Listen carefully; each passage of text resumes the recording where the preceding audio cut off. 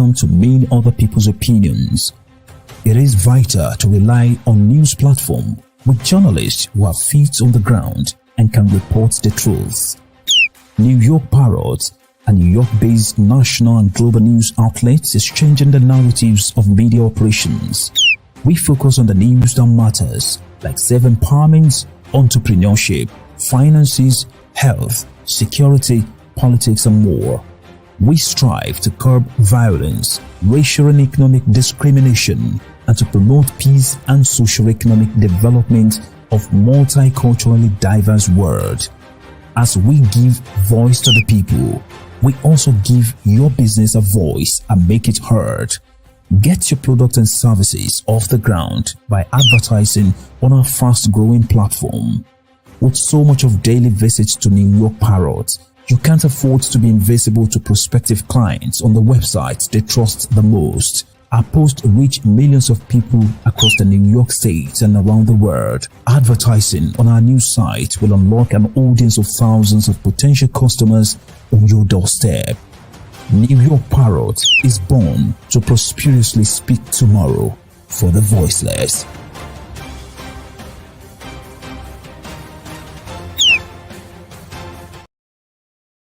Greetings, my esteemed global audience.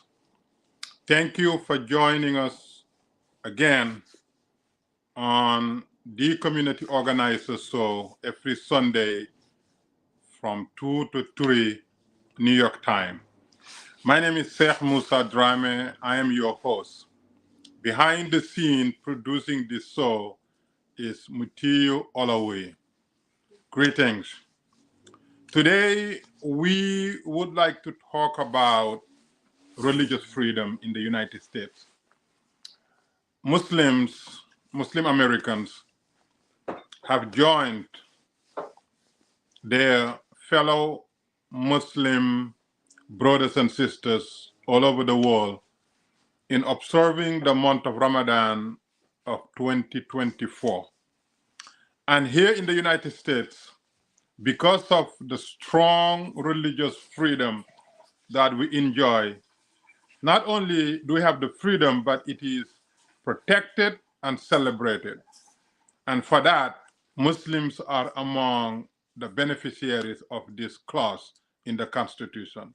It is one of the most powerful, but to Muslims, it is the most powerful. Having the ability to observe your religious beliefs and to practice your religious traditions and to dress and behave as Muslims, these are tremendous benefits to our growing Muslim American communities. A couple of days ago, we had an interfaith training, and the lecturer, Dr. Mehnaz, highlighted the fact that she travels all over the world, through her lecturing program. But she said the freedom, the religious freedom that we enjoy in the United States do not exist anywhere else, including in the Muslim world. The religious freedoms that the faithful enjoy in the United States do not exist even in countries that are deemed Muslim countries. So she, emphasize how important it is for us to recognize it and to cherish it and to value it. So that's why today I wanted to dedicate this show, based on the benefits that we've been reaping because of this religious freedom that is enshrined in the Constitution of the United States. Now, what is religious freedom? Religious freedom, in my definition, is the ability to practice what you believe, A, and B, the ability for others to also practice what they believe, and C, the ability for others not to practice any religion at all. So A, the ability to practice what you believe. B, the ability for others who do not share your religious beliefs and values and traditions to also practice their religious beliefs, and see those who do not profess to be part of any organized religion to also be able to be who they are. That is what religious freedom is, meaning that you have the right to your religious beliefs. Other people have their right to their religious beliefs. And others who do not believe in any religion, they also have the right to that which they, hold in their hearts. Everybody has his or her rights, and everybody else is safe and protected from your rights. Meaning that we should not use this freedom lightly, and we should not abuse it. We should not think that, well, I'm Muslim, therefore my job here is to make everybody Muslim. And if you're not Muslim, then you really are not entitled to my love and protections and, fellowship or neighborly rights. These are false, beliefs.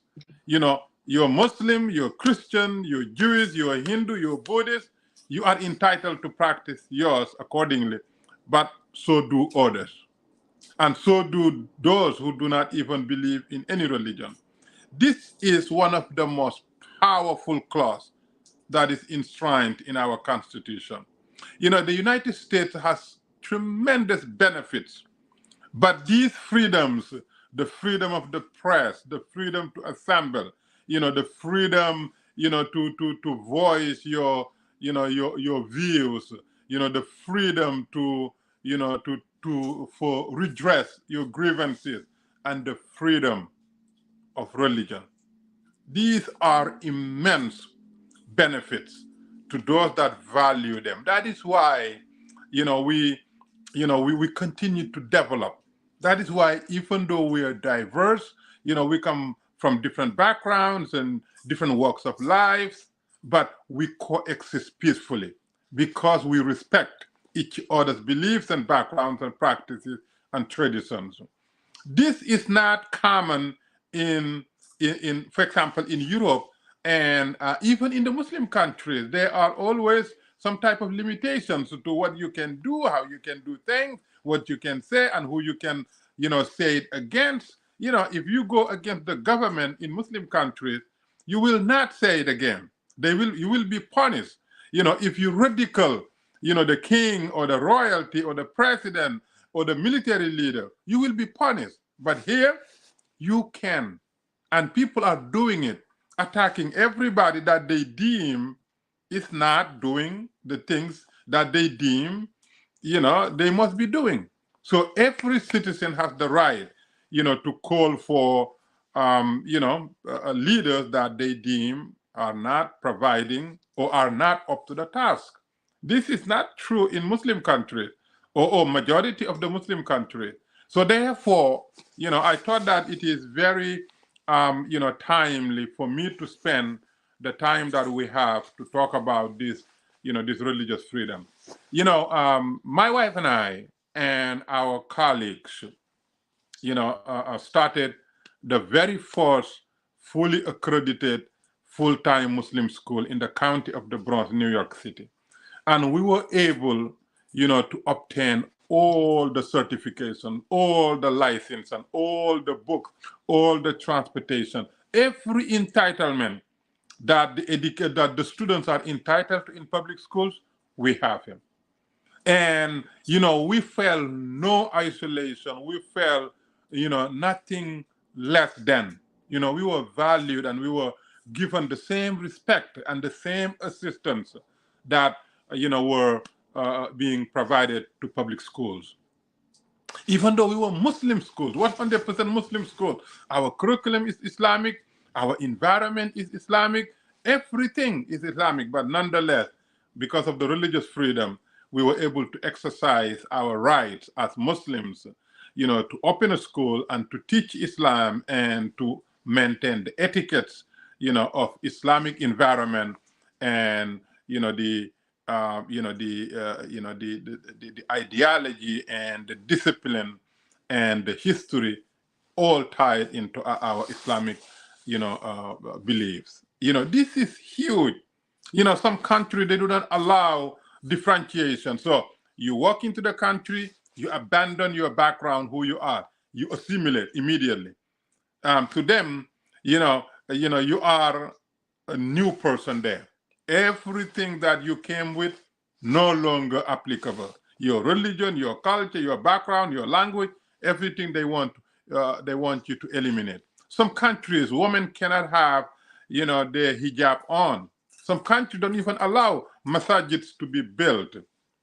But in the United States, a couple of days ago, some 2 or 3 Muslim girls who had filed for lawsuit against, the New York City Police Department for forcefully removing the hijab, went to court and won a record over $17 million.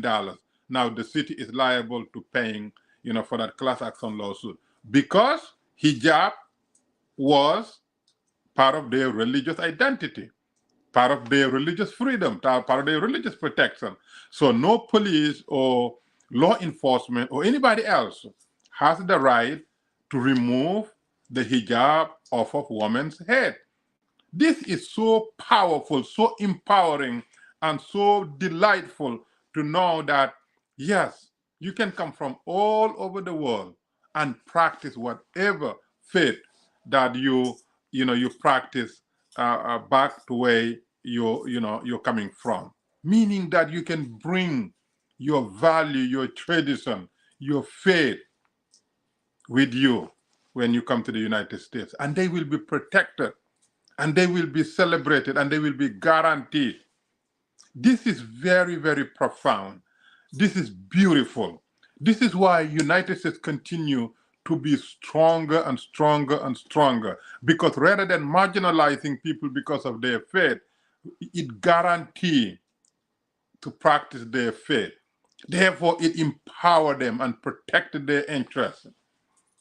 And that's why I thought that, it is befitting when we are about to end Ramadan, to really talk about how immensely this religious protection clause, has been to Muslims and other faith groups. So now let me talk about Ramadan since I mentioned it. The world over, is experiencing one of the most difficult, conflict on the Holy Land. Has taken. Do you know that there is a publishing company? Sorry, this conflict has taken thousands and thousands and thousands of lives, and a lot of people have been kidnapped. Some of them died in the process. Some of them are still being held against their, their wishes, and therefore the whole world is in pain and mourning and suffering, in solidarity, with those in the midst of it, whether they are Israelis or whether they are Palestinians. So everyone is affected, and everyone is voicing their views on it, pros and cons. And because of that, in the beginning of Ramadan, we have some elements within our community, our Muslim community, who thought that, dispatching or devising mechanism in which we boycott, elected officials that they deem are not very supportive, or, isolate ourselves with the interfaith community that we have been so close to, was the way to go. We say, no, that's not the way to go. We are American. And since we're American, our neighborly rights cannot be canceled because of what is going on overseas. Because we are American, we are one family. Today we fight together, we suffer together, we believe together, and we celebrate together. Yes, we have families from wherever we are coming from, because this land is a land of immigrants. Everyone comes from another place. It doesn't matter who you are, how long you've been here, what your race is, or what your economic position, what your position politically, you are an immigrant. And because of that, our number one loyalty must be to what unites us: the flag of the United States, the Constitution, the protection of the land, That's why when you raise your hand, if you are naturalized American citizen, you sworn, to be willing to take up arms to defend the United States of America. You raise your hand and you sworn that from today on, I have cut up all the allegiance, all the, relationship, all the citizenship from all other countries except the United States. This is the only land that I am committing to pick up arms and defend its sovereignty. I did that, and everybody who became citizen did it. Now, I was not born in here. I'm considered a Gambian, an African, but today, if United States was fighting with the Gambia, I will be fighting, alongside the United States, unfortunately. And that is why the United States is the most powerful nation, because people come from all walks of life and sworn to protect it and sworn to improve its quality of life and sworn to do whatever it takes to make it a great country. And people have done it. People have done it. Everything that we're enjoying come from immigrants. Every aspect of it. Every aspect of it. Every aspect of the United States, even the bomb that we build and kill people, the planes we're flying, these huge submarines, everything come from immigrant brains. Everything. The Constitution that we deem the most powerful Constitution was put together by leaders who ran away from oppressive regimes and kingdoms and royalties, and to come and be free. And in the process, they were able to mobilize, freedom fighters. And it took them a while. It took them a lot of debates and fightings and conflict. But at the end, they were able to spend months and months in closed doors to write the Constitution. And then they ratified and continued to ratify it, and then add amendment after amendment after amendment to a point where almost every person's right is guaranteed there. Every person's dignity is acknowledged, and every person's honor is enshrined there. If you read the Constitution of the United States, which I have done several times, then you will see how profoundly worded it is. As imperfect as human beings are, those who put together the Constitution have done a marvelous job. With the limited human capacity, human intelligence, they nonetheless have done the best that they could. And what they have done endured for over 200 years and continue to be the shining light throughout the world. Over 40 countries in the world have adopted in some way the Constitution of the United States, because it has been up to this day the most powerful political document ever written by any nation. I am here expressing, my immense gratitude, to all my fellow Americans, especially my fellow New Yorkers, during this Ramadan, during this fellowship, during this solidarity, during this interfaith, interactions. We've been very blessed as Muslims to observe Ramadan and breakfast every night with, non-Muslims, our neighbors who come to fellowship with us, to show solidarity every night. This is the most beautiful occasion where we show each other's, love and respect and honor. And I am so excited. That's why I said I must spend, the time on this show to acknowledge the benefit of, the religious freedom, but at the same time also, to send my strongest thank you to my fellow New Yorkers.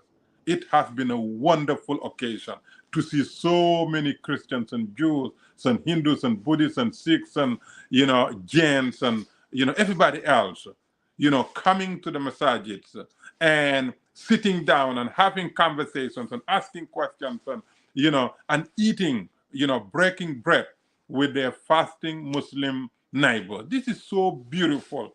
And the more we do this thing, the easier it is to find our commonality, and the easier it is, to ward off evil and to ward off divisive elements and to ward off those who seek, to make us enemies.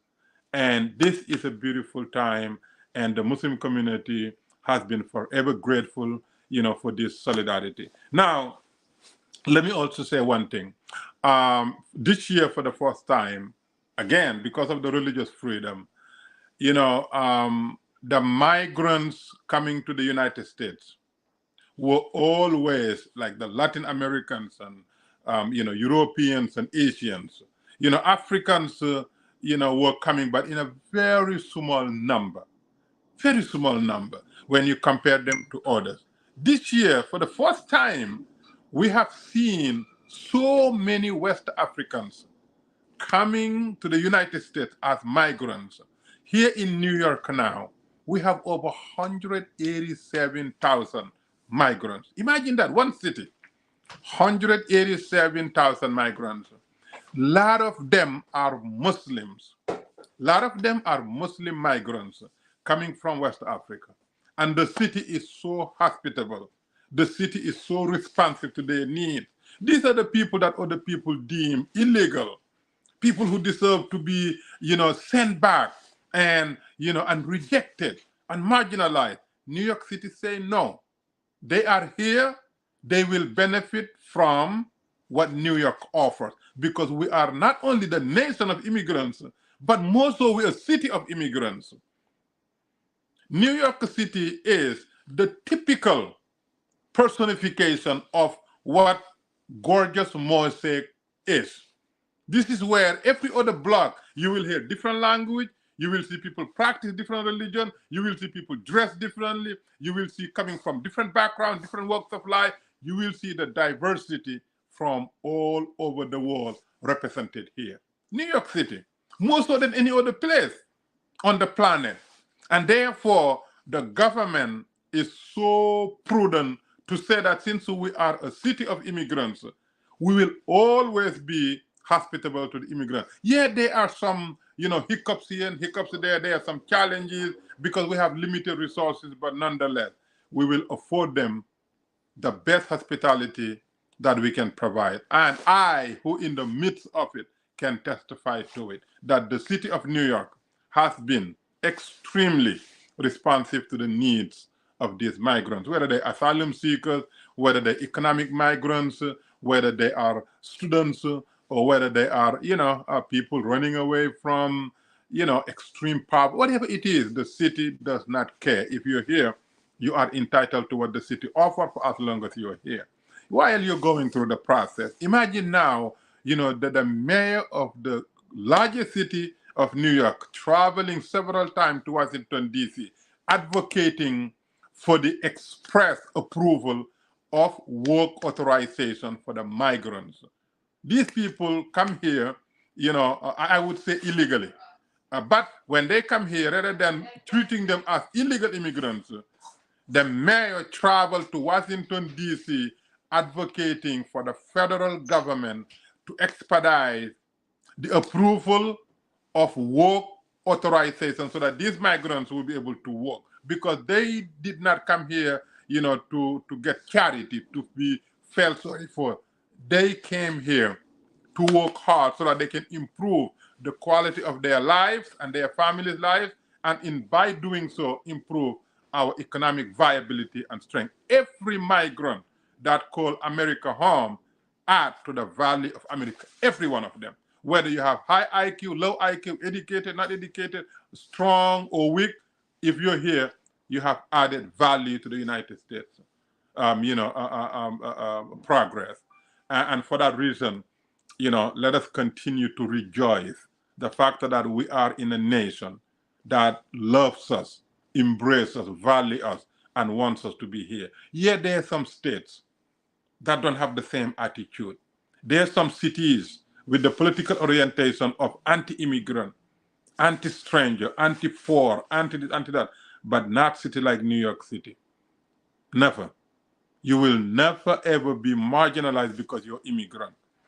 As long as you follow the rules and regulations, as long as you are grateful and do things that are noble and honorable, then you will not find any obstacle to your rise to getting your papers and getting a job, and then maybe later on getting a car, and then maybe buying a home, and then establishing a business, and then starting a family, and then become a typical, well-established American family. This is where dreams are realized, where aspirations, will take you further than anywhere else. And let me give you the formula that I always say, everywhere. I said the United States is paradise for those who value good education, hard work, honest living, healthy lifestyle, and patriotism. Let me repeat that again. The United States of America is paradise for those who prioritize good education, hard work, honest living, healthy lifestyle, and patriotism, regardless of your race, your ethnicity, your gender, your background, or your nationality. If you prioritize these attributes, then sooner or later, you will be handsomely rewarded by what America provides for those who prioritize those. Let me read them again. This way, at least you get it. 3 times, you should get it. If you prioritize good education, hard work, honest living, healthy lifestyle, and patriotism, you will achieve your American dream, no matter who you are. Because this nation has it for all. It is the greatest nation. This is where you can realize your dreams, and you can magnify your skills, and your talents, and your God-given natural ability to make things happen. And so for that reason, we always ask the new arrivals, we said, do not use any scheme of get rich quick. Do not go for shortcuts in life. Do not be recruited into doing wrong and illegal things. Do not associate with wrong crowds. Do not listen to the wrong advisors who concentrate on so many self-destructive things because maybe they themselves went through it. Follow the procedure that will get you to success, meaning that plan long term, but work now. That's what I advise every immigrant that I meet. When I give Friday sermons, on Randolph Island, I always remind them of the greatness of this city, but also the fact that there can be pitfalls if you listen to wrong people, or you follow, instant gratification or shortcuts and, get rich quick schemes and stuff like that. It doesn't work that way. Greatest city, but you got to work your tails off, because that's how you gain. You have to work hard, and you got to be patient, and you have to be willing to study and improve your understanding. Whatever you do, even if you graduate from it, you got to continue to study and study and study and master your craft. And that is where, the dreams will be realized, and that is where the expectations will be met and exceed, and that is where every single aspect of America becomes more than what you expected before you come. So I just wanted to stop by and then express the benefits of, religious freedom, and also to talk a little bit about what happened during Ramadan in terms of our fellow New Yorkers, and also the fact that, we're hosting Eid al-Fitr prayer service for these Muslim migrants for the first time in the history of the city, I would say maybe even the country, where migrants are given a day to celebrate Eid al-Fitr. Imagine that. Imagine that you are so embraced, so loved, so welcome, that your religious celebrations will take place despite of whether you're new, you are undocumented, or whatever, because of your religious freedom. Entitlement entitles you to observe and pray Eid al-Fitr as if you are in wherever Muslim country you came from. So I am excited. I am beyond description, the fact that we're able to do what we're doing. and we're able to benefit from what America offers without compromising our religious values or our religious beliefs. All of us are raising families, and we never ever hesitated to teach them the true meaning of Islam, to protect them, from the greater appeals of what can fail them. And we always mold them into righteous American Muslims. And this is hugely beneficial to all of us. If you do the right thing, your family will be fine. But if you come here and you ignore, the value of Islam and, your background, then guess what? The society also has other compartments that you can be sucked into, and you completely lost. And once you're lost, you no longer have the platform to protect whatever family that you are building or raising here. You have to know the value that you have, and then you have to connect to your background, and you have to protect it, and you have to preserve it in order to have that platform for your children. Otherwise, you cannot help them. There are a lot of people who fall into the pitfalls of chasing American dream, chasing American dream, chasing American dream. By the way, making a lot of money. By the way, gaining, academic achievements, milestone after milestone. But in the process, they lost the value of their religion. And by the time they look back, it's too late, because their children have already gone astray, and they can no longer retrieve them, except by the mercy of Allah subhanahu wa ta'ala. But while you're chasing your American dream, do not lose your religious value, so that your family, will understand that, this country does not require you to abandon your religion or your culture or those that, you hold dearly, as valuable aspect of who you are. So let's enjoy the freedom, but let's not abuse it. Let's enjoy the togetherness, but let's not abuse it. And last but not least, I want to remind my fellow Muslims, even though we have tremendous success in fellowship, in solidarity, in non-Muslims visiting us and breaking bread with us, we still have a lot of work to do in terms of numbing, the element that continue to call for boycott and isolation and whatever. Don't fall for it. Don't fall for it. We gain strength by sitting at the table and having hard-to-have conversations, difficult conversations. That's how we gain track toward our goals. Not isolation, not stop talking, not boycotting. We must look at each other, despite of our differences of position, and said, how can we move forward? How can we agree to disagree?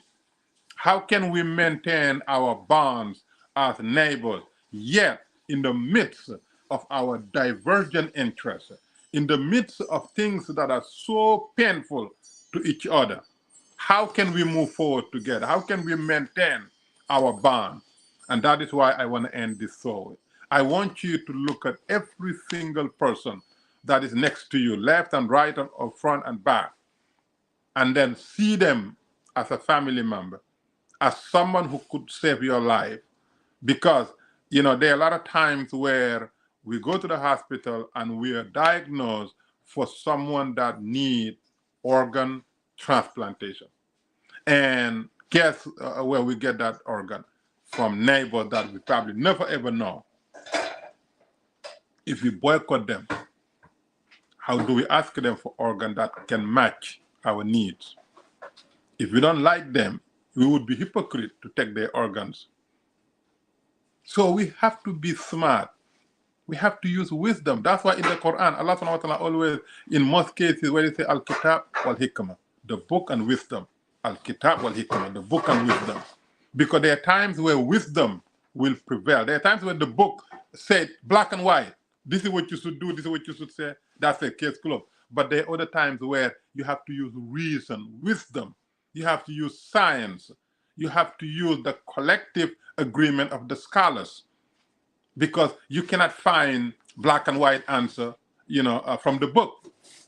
then that's where, the collective, opinions of, the scholars kicks in, the science, the common sense, the wisdom, al-kitab wal-hikmah.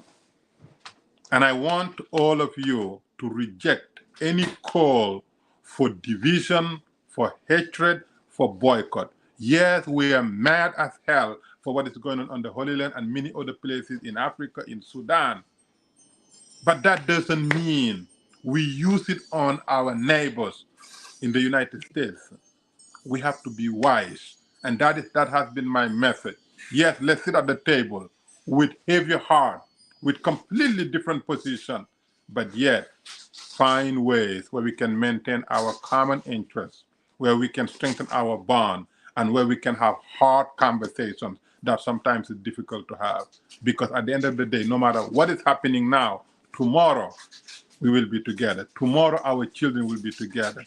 Tomorrow we will need good infrastructure, good hospitals, good schools, good public safety. We will need good environment, climate. We will need all these things that mutually benefit us. And if we are, collapsing it, we are destroying it, then how do we enjoy or how do we protect ourselves? So please, any call for boycott, any call for division, any call for hatred, reject it, reject it, reject it. Because we are one family, we are one American. And here we are one New Yorker. And I'm so very happy that New Yorkers rejected the call for boycott in most cases. There are some people who are boycotting, but they're so small and nobody even know them. They're not known because they have never ever been visible. Even the organizations that are calling for boycott, they're doing it for fundraising mechanism. They enjoy America so much and they cherish it because they know that where they come from or their parents come from, they have no freedom, no right, they cannot do it. So they come here now and they want to abuse and mislead and in the process do major fundraising. A lot of times they come up with this research, small research, that samples maybe 200 people and now they want to paint it as national problem, not a national problem. This is the most hospitable nation for Muslims. This is the most welcoming nation for Muslims. This is the most beautiful place for Muslims to raise family and protect their religious values. Anybody who says otherwise is lying to you, lying to you. And for that reason, let's celebrate, let's rejoice, let's value the United States for all the freedoms, but especially religious freedom. So my brothers and my sisters, thank you for listening to me. Thank you for sharing this video. And thank you for continuing to follow this show every Sunday from 2 to 3. After Ramadan, God willing, we will begin to invite guests so that we can, talk to the guests, get their opinion, get their feedback, get their position, and enriching the experience that this show provides. But in the meantime, I'm just highlighting, some of the aspects of our existence as community organizers. So this show, I believe, is the only show dedicated to community organizing. And because community organizing is so profoundly needed, more so than anything else, because community organizing has been the catalyst for change that communities need. We highlight issues of importance, and then we bring it to the attention of those who can, solve them. And this is why I'm excited, to host this show, and I'm excited to raise issues of concern and interest, and also to talk about relevant, ongoing, issues affecting all of us, whether it is, the conflict in the Middle East, or whether it is the, the development, in the United States or in New York, or whether it's Ramadan that we are in, or whether the treatment that, we are providing our brothers and sisters who are migrants, or whether anything else that is of concern or interest to us. So this show will continue to be a platform where you can learn thing or two, that are beneficial to you, and also encourage you, to take positions on issue and to be a community organizer. And if you live in an area that is filth, then you got to organize to clean it. If you live in an area with public safety problems, then you organize to create a public safety. If you live in an area where there's a racial or religious or economic or ethnic or political tension, then you organize to bring healing and love there. If you are in an area where women are marginalized and misogynistic attitude prevails, then you organize to change that. If you live in an area where there's inequality and disparity and oppressed, then you organize to change it. Community organizers do not allow anything that is not good for society, not good for people, to fester on. We highlight it, we take action so that we get remedy for where remedy is needed. We get solution to the problems, and then we highlight, the impact that these, organizing groups have in their respective communities. So in later shows, we will be, profiling some of the brave soldiers we have in community organizing, field, and to show, the public, who they are, what they have been doing, and what makes their, contribution so impactful, so that we can encourage the greater public into community organizing. We do it for free, voluntarily, but because the most important thing in life that God gave us free, to breathe, to be able to talk and walk and run and enjoy everything, God gave us for free. Therefore, our community organizing is also free, so that we can enhance the quality of our existence, in everywhere that we exist. God bless you all, and may God continue to make us the agents of change and merciful messengers, and those who are valuable assets to our communities, and those who prevent evil and injustice and oppression and hatred, and those who promote peace and love and harmony and peaceful coexistence.